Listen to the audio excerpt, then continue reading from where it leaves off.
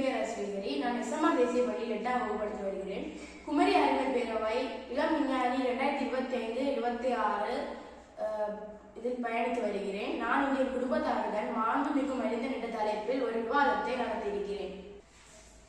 மாண்புமிகு மனிதன் என்பது என்ன?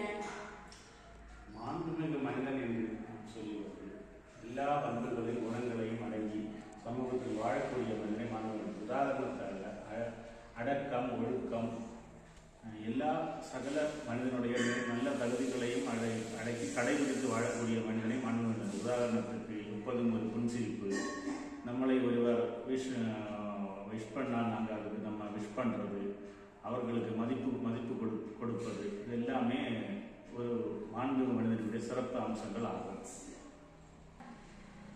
பொது இடங்களில் நாம் பின்பற்ற வேண்டிய பண்பு நலன்கள் யாவை? பொதுவாக பொது இடங்கள் இருந்தால் அனைத்து பொதுமக்களும் வரக்கூடிய இடம், அது எந்த இடமாயிருக்கும் அந்த இடம் நான் சில சட்ட ரீதியான விதிமுறைகள் கொண்டு இல்லாத மனித ரீதியான சில இதுகளை நாங்கள் பின்பற்ற வேண்டியது உண்டு. பொதுவாக ஒரு இடத்துக்கோ ஒரு இடத்துல ரோடு நடந்து போகிறதோ, மற்றவங்களுக்கு ஒரு இடத்துல ஆள் கூடிகளுக்கு நம்ம சத்தம் போட்டு பேசுகிறதோ, அந்த இடத்துக்கு தகுந்தவாறு மற்றவங்களுக்கு இடைஞ்சல் பண்ணாமலும் தொந்தரவு கொடுக்காமலும் அதை நேர்த்தியாக நம்ம பிஹேவியர் பிஹேவியரை வந்து நல்லபடியாக பண்ணுறது வந்து பொது இடத்துல ஒரு எல்லாருக்கும் ரொம்ப இதாக இருக்கும். சத்தம் போட்டு பேசுறது, எல்லாருடைய கவனத்தை திசை திருப்பது மாதிரி சவுண்டை போடுறது, ஒரு பொது ஹால்னு சொல்லியாச்சு நாங்கள் ஒரு ஃபங்க்ஷன் நடந்துட்டு இருக்கோம், அங்கே வந்து நிறைய சேர்ஸ் போட்டிருப்பாங்க, இல்லை நம்ம அதை போய் சிட்டிங் இந்த இடத்துல உட்கார்றது சேரை இழுத்து சவுண்டு போட்டாமல் ஒழுங்காக உட்கார்றது, சேரில் வந்து சரிஞ்சு நிமிர்ந்து உட்கார்றது, இந்த மாதிரி எல்லாம் அந்த பொது இடத்துல மற்றவங்களுக்கு இடைஞ்சல் நாம் இருக்கிறது தெரியாமல் அங்கே என்ன மெசேஜ், என்ன பாசிட்டிவான என்ன கிடைக்கும் அதை நம்ம உள்வாங்கிறதுக்கு வேண்டி நிறைய பிரின்சிபல்ஸ் நாங்கள் ஃபாலோ பண்ண வேண்டியிருக்கிறோம். அவை நாகரிகம் என்றால் என்ன?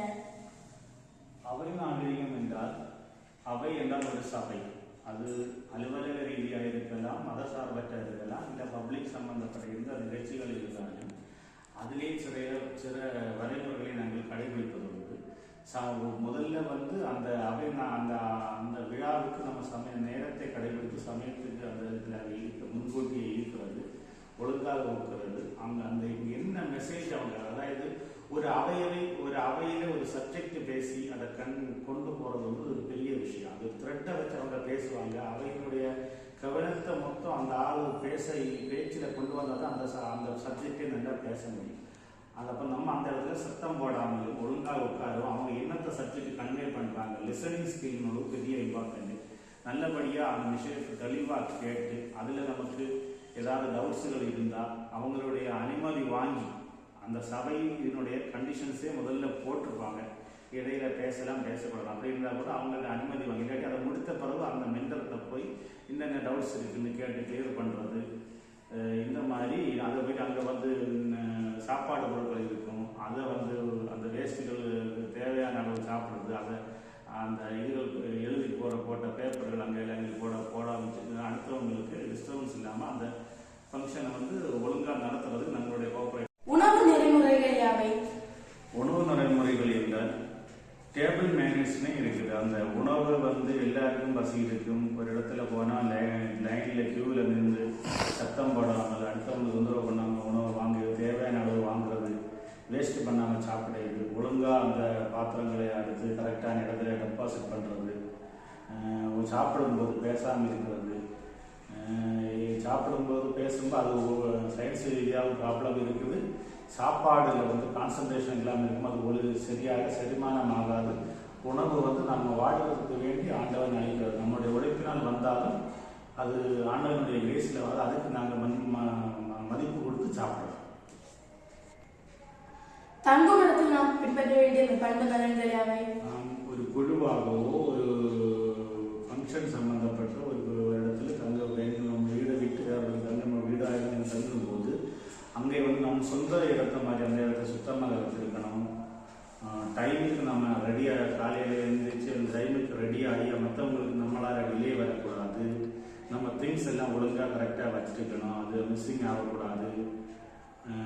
எல்லாருக்கும் தகுந்த மாதிரி நம்ம ஒத்துழைச்சு அந்த அந்த இதை வந்து நம்ம போகக்கூடிய ஃபங்க்ஷன் அந்த ப்ரோக்ராமை நல்லபடியாக வெற்றிகரமாக முடிக்கணும்.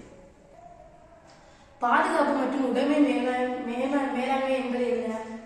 பாதுகாப்பு மற்றும் உடைமை மேலாண்மை என்பது, பாதுகாப்பு என்பது ஒரு மனுஷனுக்கு முக்கியம். அது ஒரு இடத்துக்கு செல்லும் போது, அதாவது ஒரு பில்டிங்கில் போனாலும் சரி, நம்ம அந்த சேஃப்டி மெஷர்ஸை பார்க்கணும். உதாரணத்துக்கு ரோட்லேயே நம்ம சாலையில் போகும்போது டிராஃபிக் ரூல்ஸை பார்க்கணும். அடுத்து ரோட்லேயே நம்ம ஒரு சின்ன குழந்தைகளை யாரையாவது அழைத்து போகும்போது இடது பக்கமாக தான் அழைத்து போகும்போது பொதுவான விதி, யாருக்கும் தெரியாது. இந்த காலத்திலே அது ஒரு நம்ம வாகனங்களை கொண்டு போக கூட மற்றவங்களுக்கு இடைஞ்சல் இல்லாமல் பண்ணணும்.